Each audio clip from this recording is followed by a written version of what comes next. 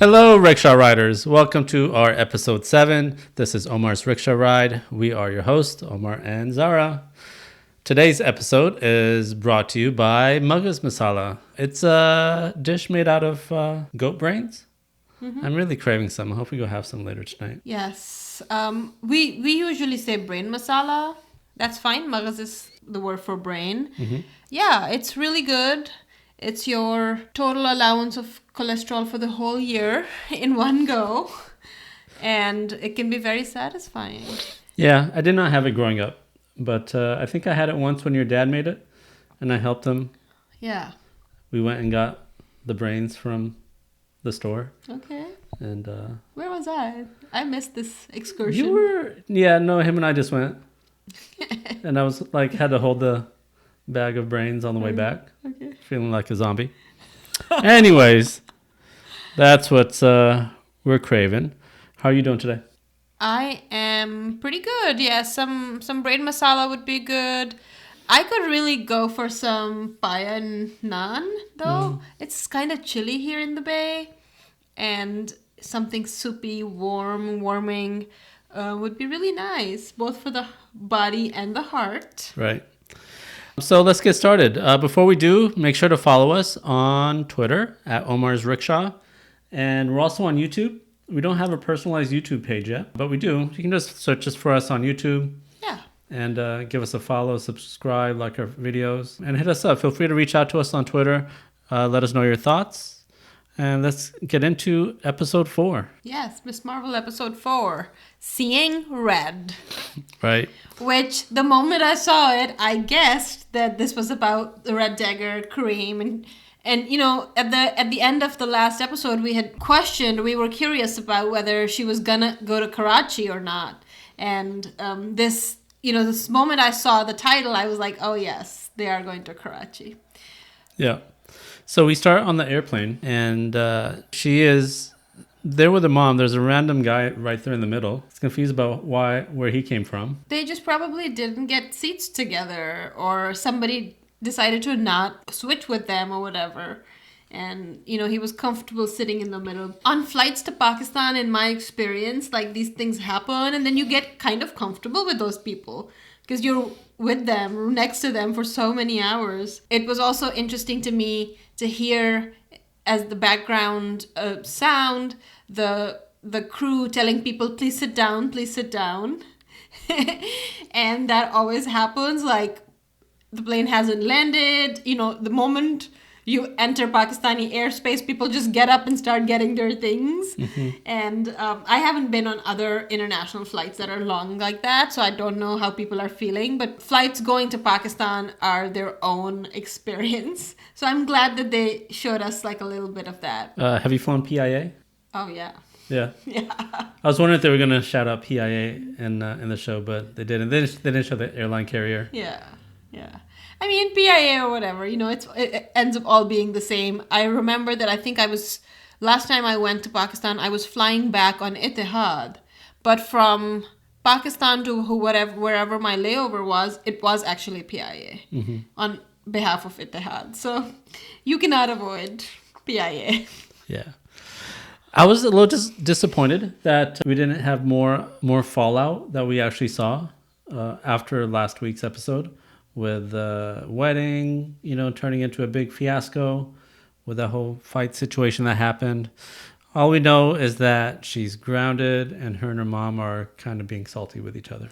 Yeah. Well, I don't know how salty she's being because she's grounded and she says, well, I thought I wasn't supposed to talk while I'm grounded. So it does hint at the fallout having been very intense. Mm-hmm. I'm just curious as to what happened that Muniba agreed to go to Pakistan. That makes me question, like, what's between her and her mother, or at least in the beginning it made me question. Of course, we saw much more of their relationship later in the episode. Yeah, I think we're titling this episode Mothers and Daughters, and I think we see a lot of mother and daughter relational stuff come up this episode, but I think the whole series a lot of it seems to be about mothers and daughters. Yeah, it's framed a lot by Muniba and Kamala's relationship, and Sana and Muniba's relationship, and then Aisha also being a maternal figure in this. Yeah, they do a really great job of showing the complexity of a mother-daughter relationship, both the beauty of it and the difficulty of it. Right. And we'll delve into later just how generational trauma gets passed down sometimes through these relationships. Right. So we're on the plane. She's texting Nakia. I'm not getting a response. Also, something I wish we had learned more about, like in between episodes, like just to go from New Jersey to now being on a plane. I'm curious what space Nakia is in and where that's going to happen. Earlier when we were talking before we started recording, you said you were missing Bruno in this episode. Yeah. Well, we'll talk a little bit more about it when we talk about the action scenes, or where she could have used a very smart friend. And those are the parts where I missed Bruno. Of course, the context is different, and this is not Bruno's story. This is Kamala's story, and she's in Karachi, which is her ancestral home. So Bruno would have just been a Gora in Pakistan. Right. So I do understand his absence for that reason, but there were times where I felt like she needed, I wouldn't call him a sidekick necessarily, but a smart friend who knows her secret. They do make space in giving her a new friend. Yeah. In the show that we'll get to. So they land in Karachi. We get to meet her two cousins, Awais and Zainab. Yeah. They seem nice.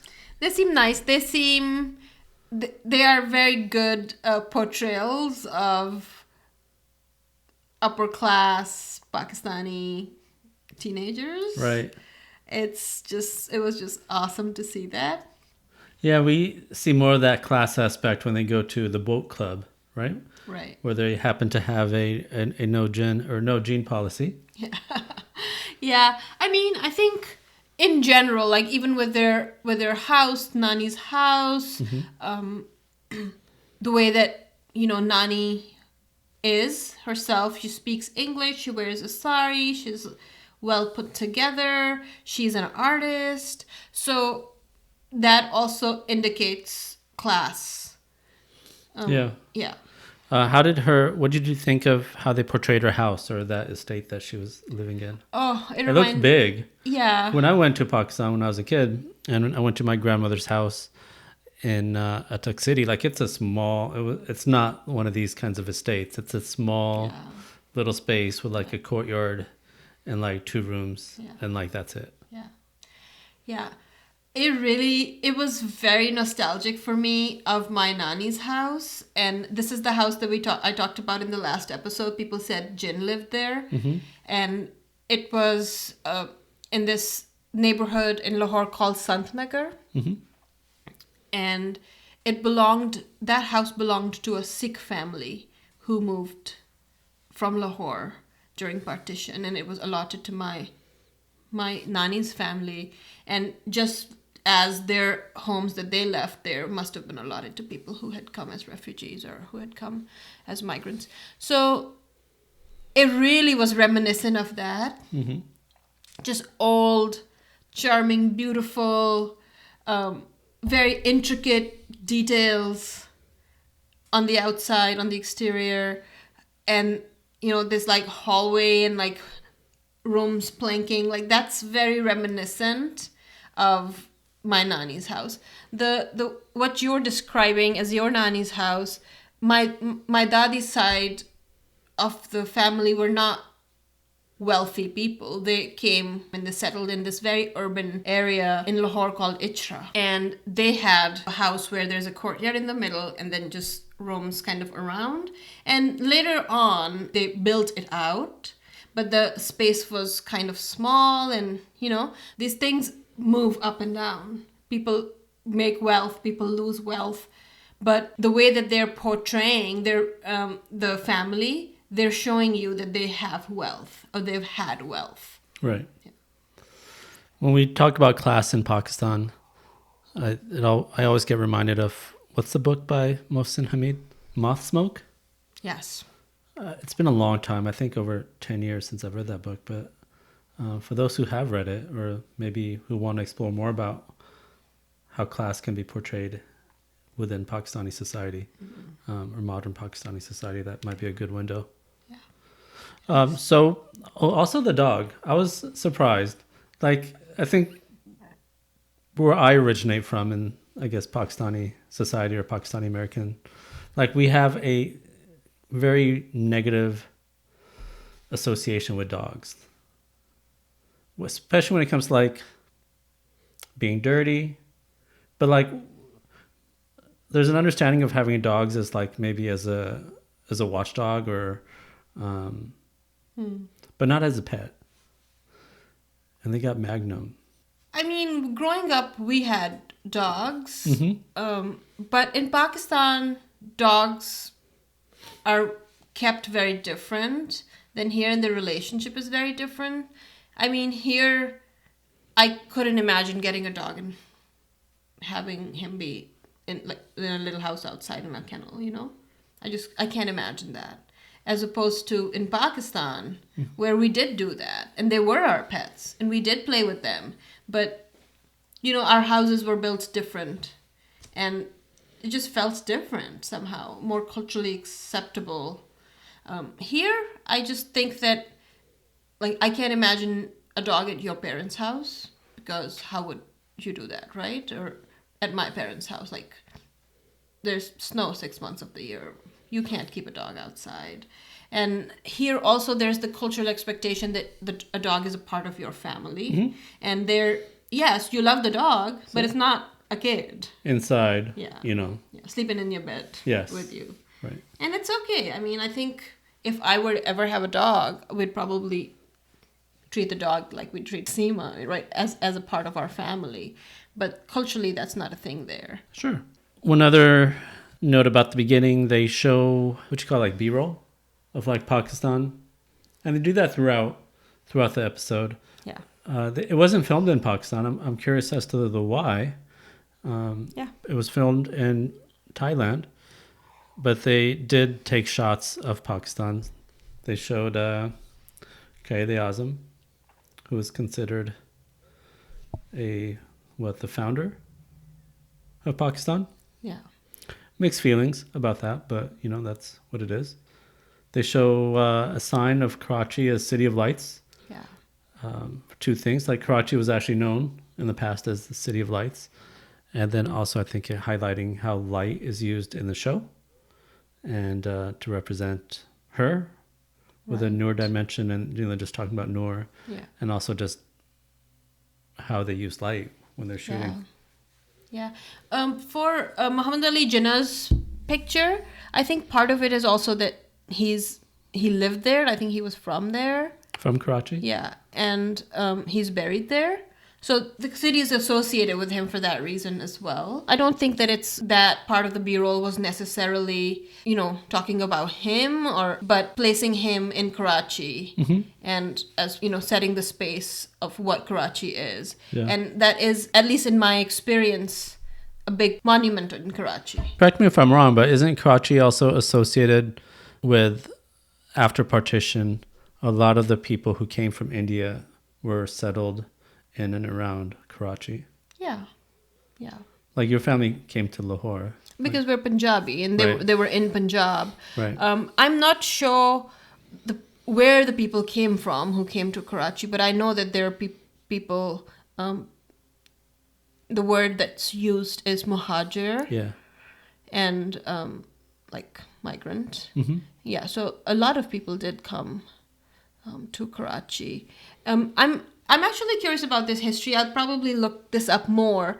But in Karachi, there are people who are Sindhi, and then there's also like an Urdu-speaking population, and there were also Parsis in Karachi and still are. So there are lots of different ethnic and cultural groups in Karachi. So there was some kind of an inflow of people there at partition. Yeah.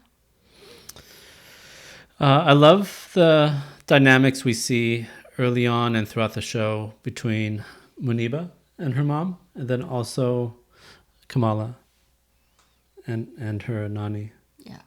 And towards the beginning, she's in a room where there are a lot of historical artifacts. There's paintings, and she has a really nice, touching conversation with her nanny about what's going on, or she's trying to, I guess, process this.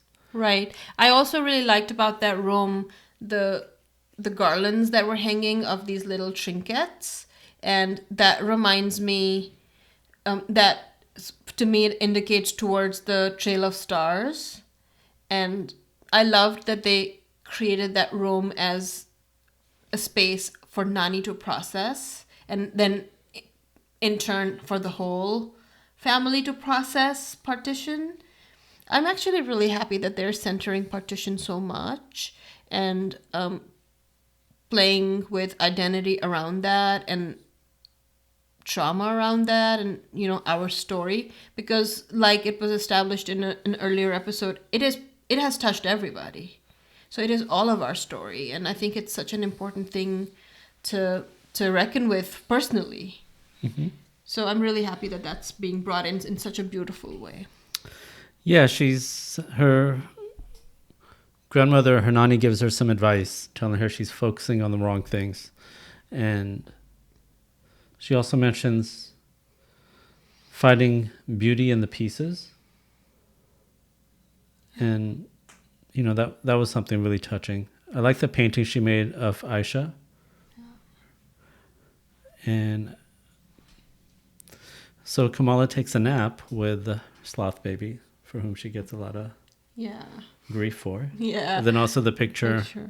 And she's having some flashbacks during that, and showing that she's still also traumatized by what happened back in Jersey City. Yeah. When she wakes up, I love how her mom tells her, like, Kamala, don't be weird. Telling her she has to hang out with her cousins. Any thoughts about the boat club or just the vibe there? Yeah, I mean, I just feel like they are showing different aspects of Pakistani society, and that is definitely a thing. These clubs, I don't even know what else to call them, clubs that are like membership based or exclusive, and they have a dress code, and they actually don't let you wear flip-flops or jeans or anything. Country clubs here. Yeah, country clubs or stuff like that. Yeah, they're very exclusive, and and I see the cousins talking about the patio menu and like not having AC and that type of thing, and it's very accurately portrayed, in my opinion. Surprised she couldn't handle the spicy food. Yeah, I mean, she's from New Jersey. We go to New Jersey to eat spicy food, but I mean, I guess maybe our kid will be like that. I don't know. Maybe. The pani puris were making her sweat. Yeah, I mean the pani puri I had the other day at Chaat Bhavan, that was making me sweat. The pani was very spicy. It wasn't that bad. Oh. It was very spicy. It was really good. I mean, I really just wish that they hadn't given us 6 pani puris for $8. So they leave the boat club, and they're showing her around. She wants to go to the train station. She's drawn there. But it is interesting just them showing her around all the stalls. They make a reference to her as being ABCD. For those, I guess now through the show, but American-born confused Daisy. There's even I heard that term growing up. I didn't really, really hear it until like later, as an adolescent, or I think when I left for college. It applied to me. Yeah.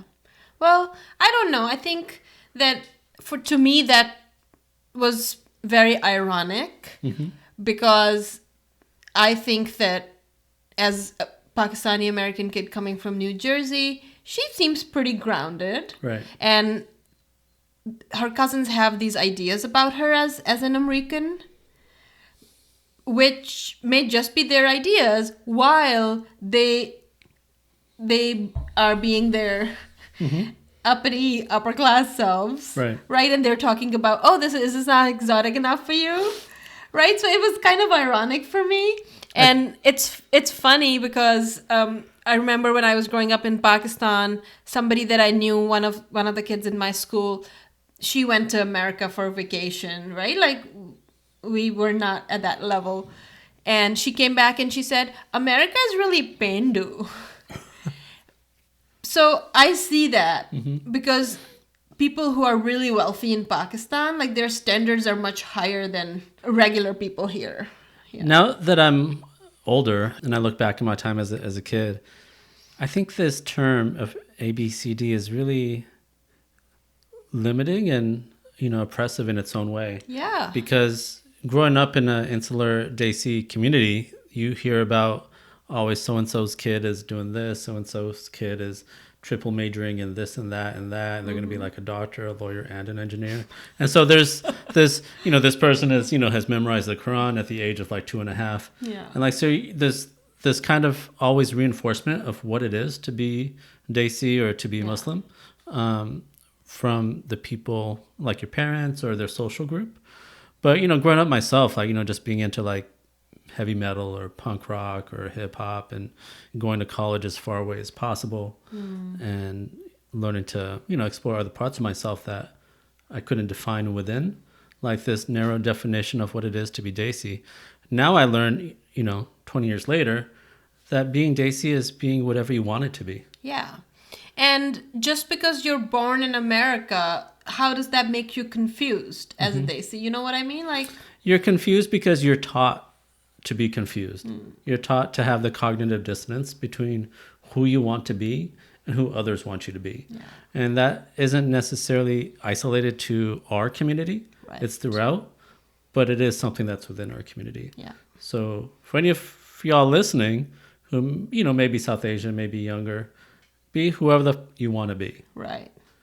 And you're not confused. Yeah. Just be yourself. Exactly.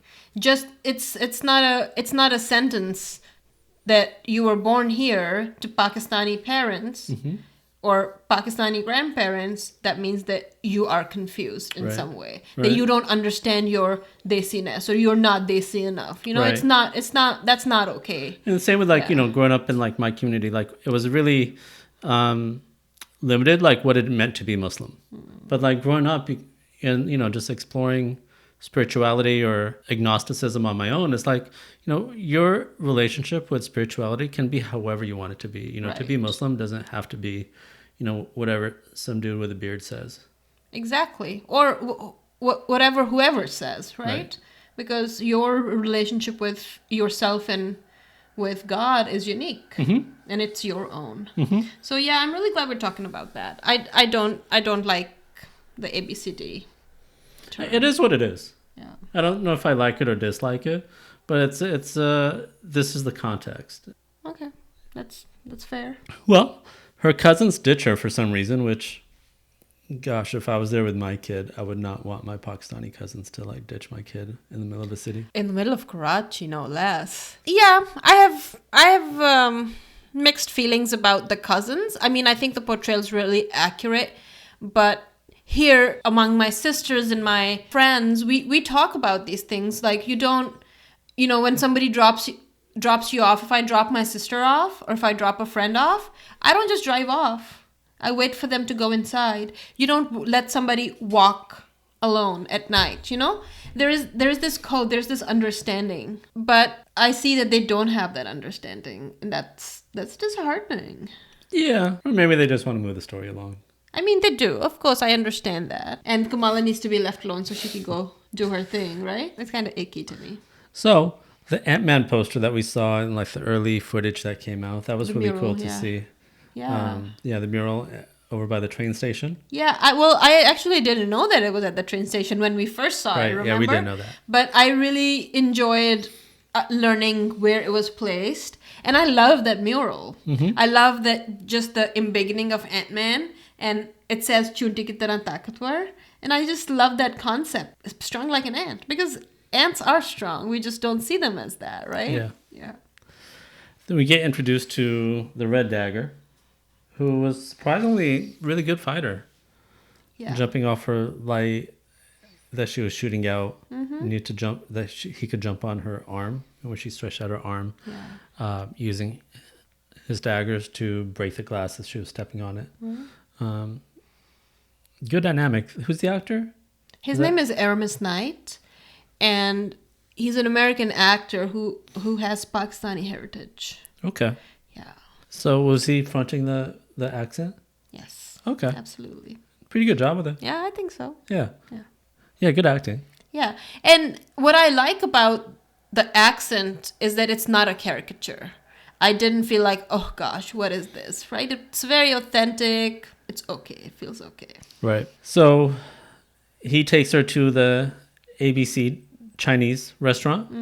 And one thing I just looked up was that there was actually a restaurant in Karachi long ago called ABC Chinese Restaurant. I think in the 50s. Yeah. And she meets Walid. And this is all, I guess, moving really quickly now. Meeting Red Dagger, meeting Walid. I wish there was more, even if you want to call it exposition, or more narrative around who they actually are. Yeah. Well, I think that they're trying to create something here in a very few episodes. Kareem says to her, I sensed the Noor. From the comic, we know that he doesn't have any kind of superpowers. He's just a regular dude. But now he's sensing things. Now he's sensing things. So they're trying to establish some kind of relationship here, move the story along. How do they know Aisha? Exactly. I'm curious about that. Yeah. They know about the Bengal. They know about Aisha. So here is what I'm starting to kind of formulate in my head, and I may be completely off the mark, but I'm known not to be very much off the mark about these things. I think that maybe the betrayal that Najma is talking about was creating some kind of a group, a meetup of people who then become Red Daggers. And maybe that is part of the betrayal in those 5 years between 1942 and partition. That's how I'm starting to understand it or make sense of it. And that they know that the Bengal needs to be preserved and that it was hidden. And so I think all of this is starting to kind of like come together in my mind. Yeah. Yeah. And Walid was also kind of explain like the difference between jinn as they are referred to in Islam. Yeah. And then jinn as in just referring to some entity not from this world. Yeah. Yeah, I actually really appreciated that clarification. Anything that we don't understand, we say it's a jinn. Right? So I'm glad that was clarified. And I love the way that he did that. He was like, if Thor came here, he would also be a jinn. Right. And refers to this Noor dimension as a different realm. So not using, I guess, the multiverse language of these are different universes, but different realms. And I think the most similar thing we've seen in Marvel are the different realms, like in Moon Knight, what we saw, that realm. Duat. Yes. Yes. And what's it called in Black Panther? The ancestral, is that what they refer to it? Yeah, the ancestral realm. Plane. The ancestral plane, yeah. Yes. So I don't know if the realm language has come up before, but the ancestral plane also has very similar lights. So this also seems to be just another realm. We don't know why they got exiled. Were they really exiled? Like, what did they do? Yeah. And if all the people in the new realm are like them, that are trying to bring the veil down, or if they also want to preserve their world and keep it separate. So, I mean, I like where they're going with the story when it comes to Walid and Red Dagger. Walid really plays his role in helping to explain a little bit, while still there's a lot of mystery around the Bengal, around her background. Somehow he's able to read language that is written on her Bengal. Yeah. And it says, what you seek is seeking you. Yeah. Which is a Rumi verse. Yes. Yeah. I called it. Yeah. Cultured. Eric Voss was saying this too, but I think that we were right in assuming that this is connected to the beacon in the 10 rings, and that it's probably saying that whoever you're from is also looking for you. Yeah. The Rumi, I think, was referring to originally, like, our material desires, whether it's for wealth or, that even when we try to escape those desires by not pursuing material things, or, that the desire for those things still chase us. My read of that verse is a little different. To me, it says that, you know, we are striving towards God, and God is striving towards us. So Nice. that was sort of my read of it, Nice. of the Rumi verse. But here, I think we agree. The Cree are going to The come. Cree are calling. gonna, or somebody. I think it's the Cree. I really also still am holding out hope for the inhumanness and the connection back to that. And again, like I said, I think, you know, there may be Terrigen crystals in there, and like maybe that's, I don't know, in the bangle. I mean, We're just hoping for Daisy Johnson. Click. well, I don't know. I mean, I don't really care that much for Daisy Johnson. I want to see like Gemma Simmons or Phil Coulson, you know, some kind of a cameo here. But instead of Agents of S.H.I.E.L.D., we have Department of Damage Control. Oh, yes. So we go back to their Supermax prison. Not sure where. Could be Nevada, but who knows. And they seem kind of easy to be broken out of. They seem not so super or not so max. You're right. But we are also dealing with, like, not humans here. They do. What do? Stab a few guards and like they're just out? Like, that's it? They have magic weapons, dude. It's a Supermax facility. These The are heck is, it's not for like pickpockets. It's not for... They're not pickpockets. Do you see their weapons? The way they comes out. It's a Supermax facility. Like you said, they're not either Super or Max. So they dip on out and they leave Kamran hanging. That was so sad. It was so sad. I felt so sad. His mom is cold. Ruthless, dude. Yeah. Ruthless. Yeah. She's like God. We don't see him the rest of the episode. And I hope he's okay. I think that maybe they're setting him up to like become more independent, maybe even discover his own powers. Because we do know that he has the same genetic composition as Kamala. So he may have some powers there. He knows how to fight, at least. Yeah. But when you stand for Bruno, how do you feel about Kamran? I mean, I'm just really happy that Kamran is a kind person. It does make it more difficult for me, but I also really love that they're showing that there are all these like people who have these kind of like semi-romantic entanglements with Kamala. She's a teenager. These are teenage boys, right? Like, Yeah. So it's actually really kind of nice to me to have all these people and all these dynamics, and I think it's great. Yeah. Yeah. Speaking of teenagers, she goes and hangs out with Red Dagger and his friends. Kareem, who they're calling Chemo, and she thinks they're It's calling him Keema. Yeah, which is minced meat, Yeah. ground beef or ground meat. Yeah. Yeah, that was funny. But yeah, it was a nice scene of them hanging out on the beach, eating biryani out of a bag, Yeah. which is probably a typical thing that teenagers do. Yeah, right? I Just mean, when go you- and hang out. Yeah, it's very reminiscent of almost the way that we used to, like playing a guitar, singing, eating. In Pakistan, a lot of times you get takeout in plastic bags. Right. Yeah. A lot of street food. A lot of gets street served food. Yeah. Even sometimes people drink soda out of plastic bags. I mean, not so much now because there's disposable bottles, but back in the day, I remember you had to drink a Coca-Cola like right there or Sprite and return the glass bottle. So what people would do is just put it in a plastic bag and take it with a straw. So yeah, it's very sweet scene. Yeah, and they're singing what I thought at first was Sheb Khalid's song. But you corrected me, it's not Sheb Khalid. It's a cover by Sajjad Ali. yeah. But he changes it.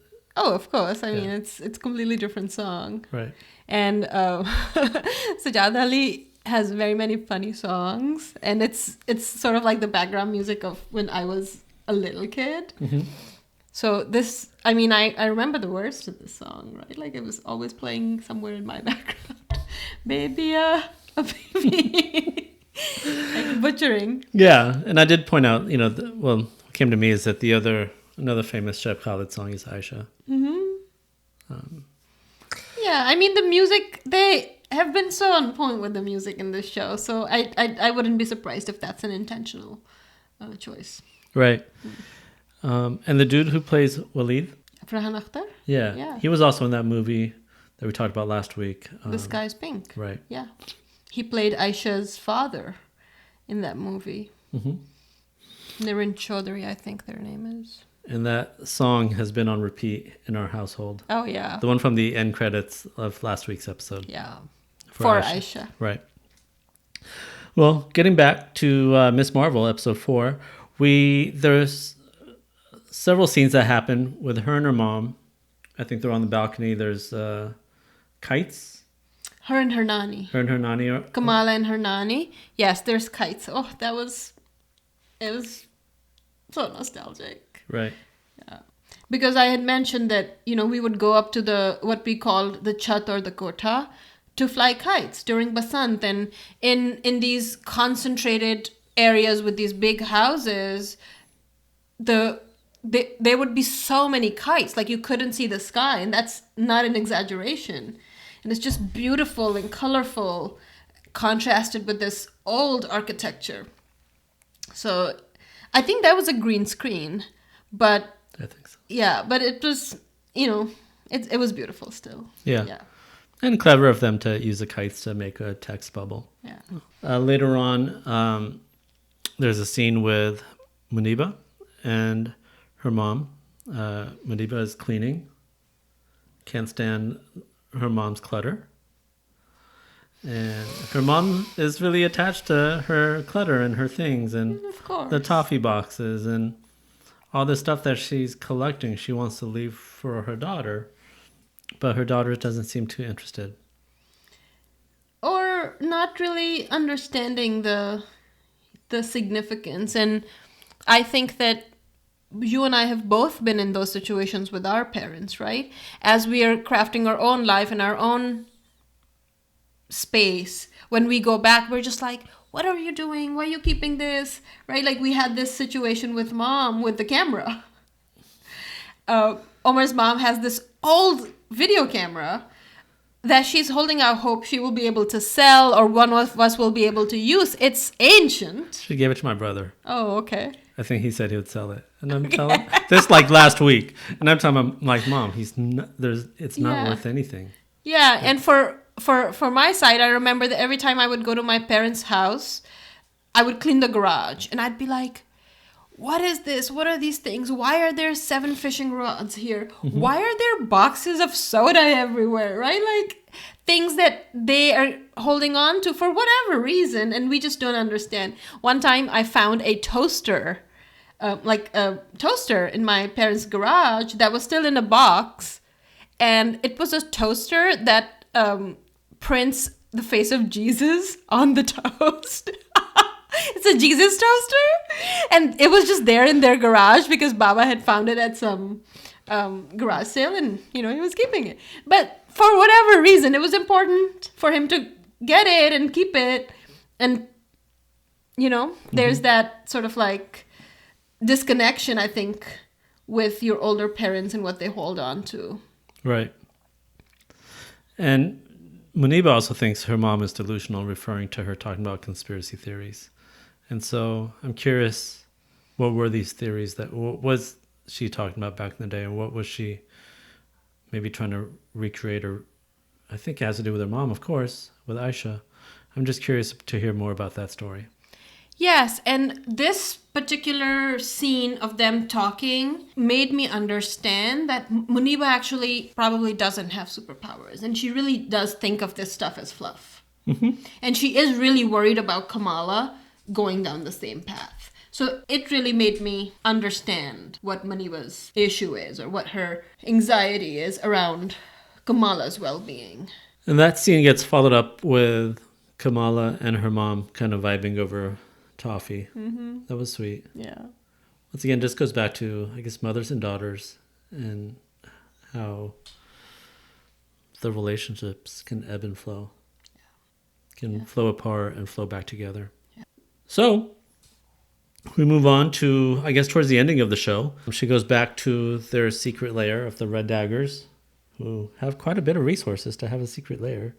Of that type. Yeah, with all the I would like to live technology aspect of like, the map and the thing that comes out the ground. And yeah, I was just surprised that they didn't have any reinforcements with the two of them there. But maybe they're, maybe they're secretive in that way and they don't, it's just the two of them. I don't know. Maybe they're like the Sith. There can only be two. Yeah. But so, of course, our clandestines come straight out of Supermax, the DC, and end up in Karachi almost overnight. I mean, that's shorter than a flight. I'm saying they have some powers other than just weapons. No, I mean, I think they just forge. They have the resources to forge passports and bank accounts and somehow fly. Yeah, maybe. I don't know how else to explain it, but they end up in Karachi just, how do you say it? Fatafat? Fatafat. So there's a chase scene throughout the streets of Karachi. The rickshaws they be riding. It's a rickshaw ride. How awesome to have a rickshaw chase.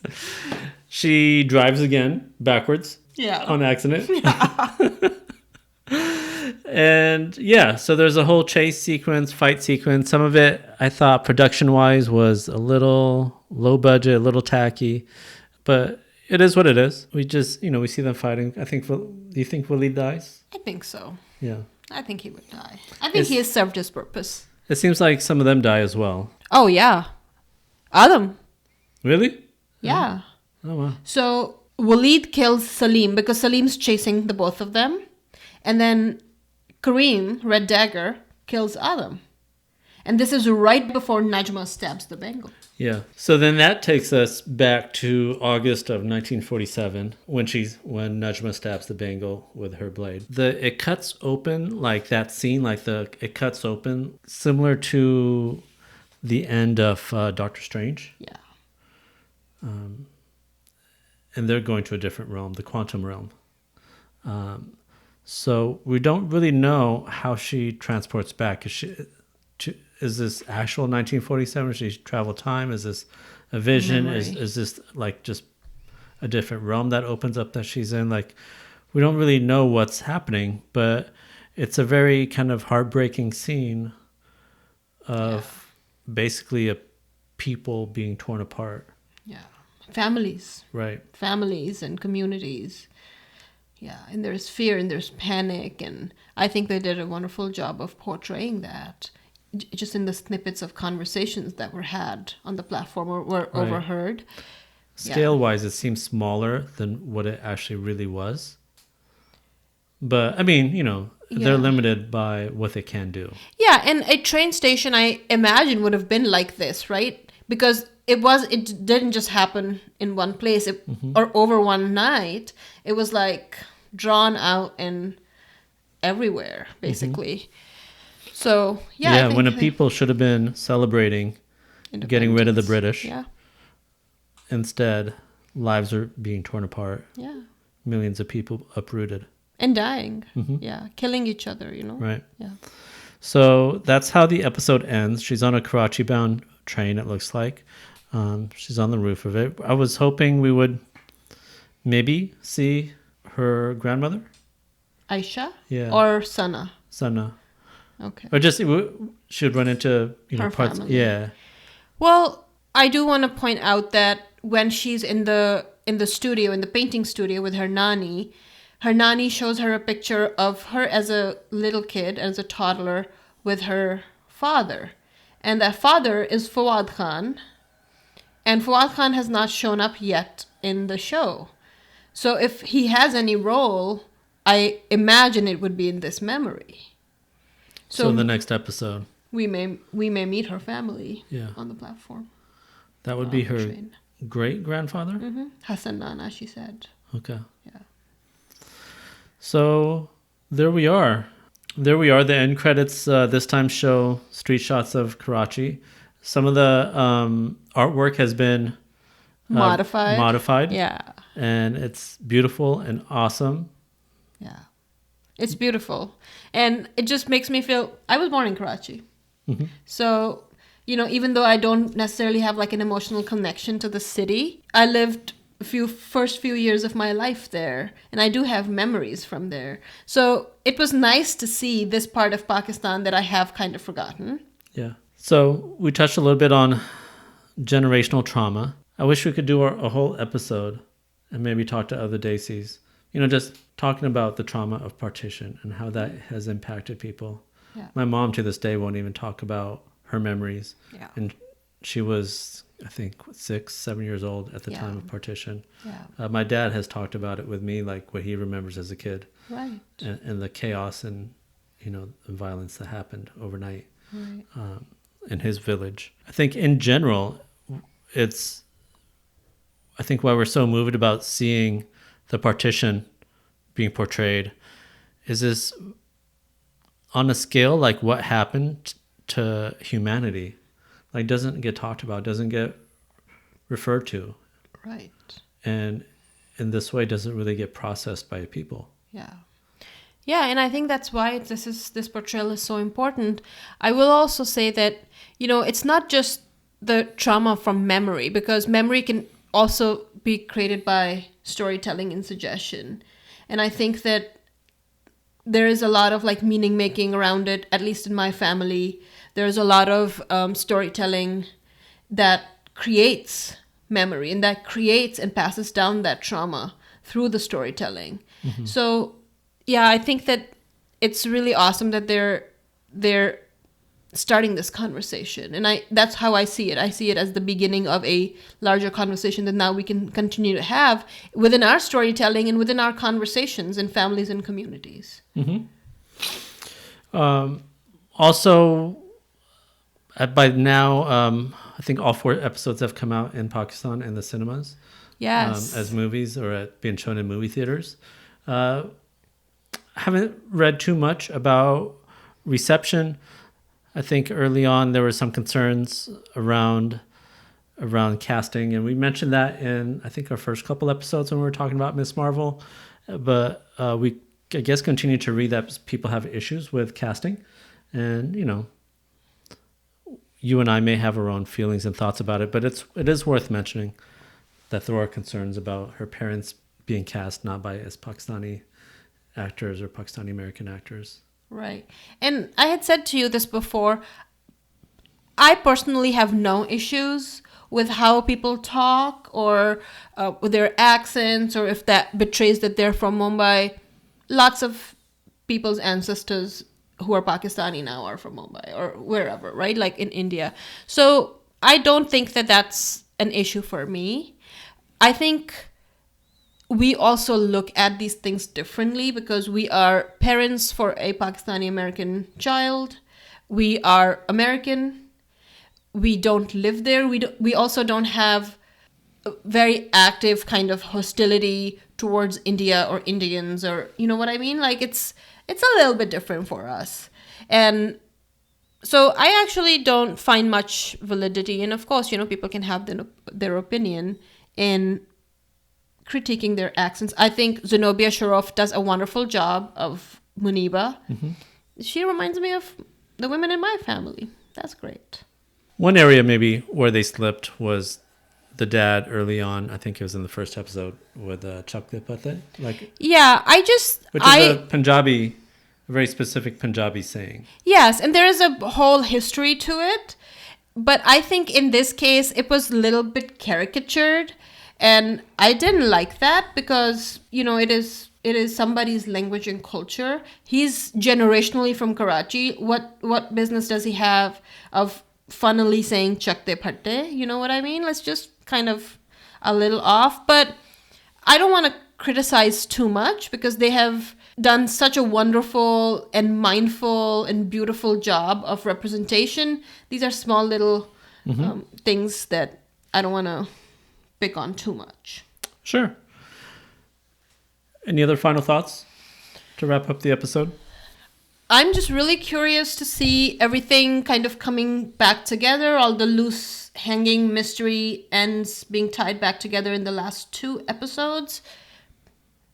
Yeah, I want to see more of her time in Karachi, and I also want to kind of catch up on what's happening with Bruno Nakia and Kamran. Right. Yeah, I'm curious to see where they go. She got handed a blue piece of fabric. Was it a vest by Walid? And so I think we're starting to see some of what her costume may end up becoming start to take shape with the mask. Bruno's mask got a lot of action in this episode.